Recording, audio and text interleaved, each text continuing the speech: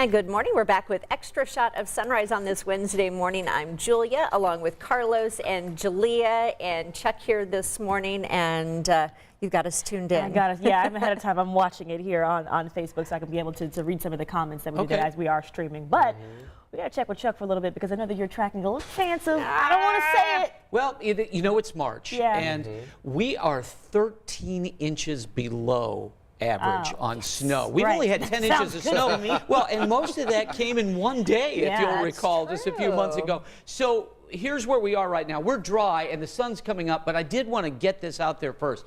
If you are driving or getting ready to drive I-69 northbound near 96th Street, that traffic is backed up a lot. Even though you see most of the lanes getting through, it's backed up around 465 because of an accident there, and that's been there now for a half an hour.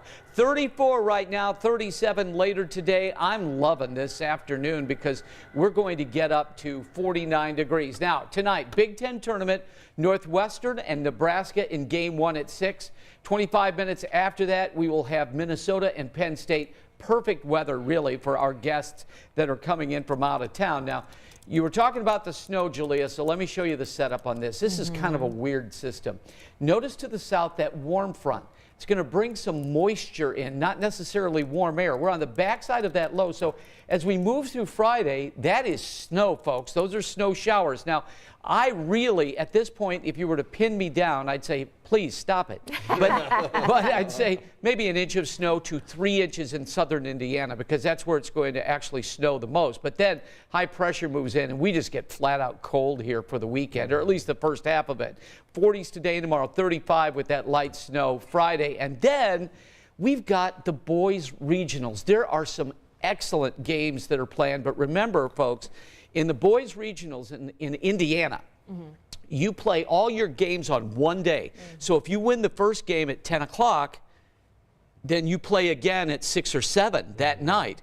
If you win the second game, you lose 2 hours of time to rest. So it's, I mean, it's one of the interesting notes about basketball in Indiana, but on that day, it's going to be 15 when the first games start, most of the state, and then 25 in the late afternoon, but we'll get up to 50 by Sunday. This is when you're glad that Indianapolis has all these connecting tunnels to get to and from where you need to go, so you don't have to go outside if you don't have to. Very, very, very grateful for that, especially if they're not coming from a place that gets similar temperatures. So, well, these are all over the place too. We're talking about Seymour at the Hatchet House in Washington, and Carlos, you've been to Southport where they play those games. So exactly, big games, a lot of energy, and it's a lot of fun, and it's a long day of basketball. It is. You know, so there you go. All right, well, let's switch gears, quite literally, from basketball to racing. Have you ever dreamed of owning an Indy car? If so, now is your chance. This is pretty incredible. The IndyCar experience in Speedway is selling 6 of these Indy cars right now, 2 of which have raced in the Indy 500. So each car is equipped with a Honda 3.5-liter V6 engine for durability and ease of operation. So cars driven by Indy 500 winners Matt Weldon and Al Unser Sr. are just a couple of the Indy cars for sale. The cars are selling between $90,000 to $100,000. So if you got a little extra change laying around, maybe. I wonder if do they work? Yeah, the engines are functioning. That's right, John said that. Yes. And another thing, they were saying that they do try to talk to people that are interested in buying and give them a little bit of a back. If you're just the average, like myself, if I was like, oh, look, shiny, I want one, I want one. They kind of try to give you a little bit of an introductory course to make sure you're not just taking this home, and I won't say crashing it, but taking it home, at least you know what you're doing, because a lot of that stuff does have to be replaced. I can't think of the exact mileage they were explaining, but some of the engines and stuff, all that stuff has to be replaced. Yes. I would get one and change it and paint it pink. Oh, so, yeah. Yeah, there we go. If I had an extra, customize I had an extra $100,000, you could buy the car for $100,000 and then buy the house down in Columbus for $30 million. That was Tony Stewart. Really be said. Yeah, there we go. So, that'd be combining NASCAR and IndyCar, which I don't think is legal in the state of Indiana. So you kind of mess up the whole space-time continuum. We will see. Okay, well, let's talk about this next story. It appears that a fear of losing a Wordle streak. You guys play Wordle at all? I do not. I have only learned about it when it was we the did sale. A story. Yeah. Well, apparently a lot of people are doing a lot of cheating.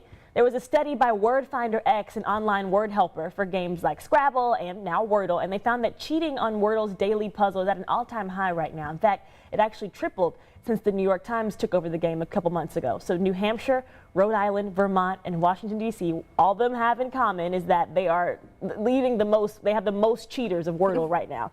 And the magic time for cheating, this is what's interesting to me, is that the most cheating is happening between 7 a.m. and 8 a.m. So like you're getting up before you've had your coffee, your breakfast, and you're like, let me cheat on this, Wordle app. Way to start a day. You're giving up on your entire day right then and there. Like, let me get right to it. But I guess it's because it's like the dictionary word of the day. You wake up and read that. I don't know. But people like to, I've seen this, and I didn't understand what it was at first because I don't play Wordle. But I get up and I just see these boxes of, and it like the last row is green, and so that's showing how many tries it took for you to guess. I think it's a 5-letter word. So I guess you want to look more smart. So you want it to look as if, it only took me 2 tries. And so I guess that's why people are cheating, and then it just seems pointless because so you're cheating yourself. You get no cash prizes. I think I heard a teacher tell me that in 3rd grade. Yes. I think I did too, maybe 4th grade. Well, Disney World has opened its long-awaited, fully immersive Galactic Starship Cruiser Hotel. All right, you've got to tell us all about it. This is all Star Wars stuff. It's not going to be cheap. Get this, a 2-night voyage for 2 guests in a cabin or suite starts at $4,800. That's $4,800. And for 4 guests, it's just under $6,000. Guests will get to role play, decide whether they want to join the Resistance, kick back with smugglers, or even hijack a First Order ship. Guests are encouraged to dress up as Star Wars characters. For an extra fee, costumes are available, and get this, the 100-room hotel is already sold out. And that's how they set their prices. They say, you know what, the demand is there. We're already sold out. We're going to do this. So, I mean, Disney is really great about making everything a bucket list kind of a thing. Where you don't do it every year that you go. You might do it, once every 5 years or once in a lifetime kind of a thing. This is definitely a bucket list for a lot of Star Wars fans out there. For me, though, $6 grand is a lot of money. I want to go to space for $6 grand. And they're saying that they're encouraging people that come to dress up, and they may have some costumes. You do not have to tell anyone that's dropping $6 grand on a trip like this to dress up. You better believe they're coming in character. Are we staying in the Star Wars hotel? I didn't know. I would be fascinated to know how many of these guests are international. Full disclosure, my son managed 2 Disney resort hotels. And the Brazilian influence at Disney in Orlando is huge. They were really suffering during COVID because these Brazilian folks were not able to get up here. Well, they are up here now. And I would be fascinated to see what percentage of these guests are international guests who come here to stay in that hotel. I bet it's a lot. Yeah, and I agree with you. You are getting a lot more guests from Europe coming, not just to Orlando, but the entire state of Florida is being seen kind of like, an exotic place to come as far as Miami, Orlando. Even Tampa's getting bigger now. So you're seeing a lot more of that European influence. Well, I think we're probably wrapping up, right? Do you want to check one more time on the traffic situation that we had out there? Because I know that maybe, I'm sorry, I could probably just That's okay. It's it's I-69 at 96th Street, and it's going to take me a while to get back to that. Oh, no, never mind. But it's I-69, 96th Street. The northbound lanes have been blocked. We have it. There we go. And this has been going on now for 40 minutes, Julia. The backup is past 82nd Street. Now, it looks fine there, but, everybody's narrowing out there and then coming out. So northbound lanes at Rec still there, and that's going to be a delay, I think, for a little while longer. Anything with the comments there, Julia? I was reading a couple. A lot of people told us good morning. One, let me see, I read one that said, Wilbur says he imagines Carlos in an Indy car, and I got to know which color Indy car would you, because it said you can customize them. How would you customize your Indy car if you bought one? Well, I like pink because Jack Harvey, my favorite IndyCar driver, Jack Harvey, he had a pink car, and he's a big Star Wars fan like me. But I would have to go with, I think being an IU grad, you got to go with the red and the white. And that makes Julia very happy because she's a pretty I feel like you need to put some flames or something on there. Go get big the flames. Or go home. Exactly. A couple people are just telling us good morning. So good morning to all of you guys, and hope that you are having a happy Wednesday. I like to see where everybody's waking up from. Got a couple from Kokomo.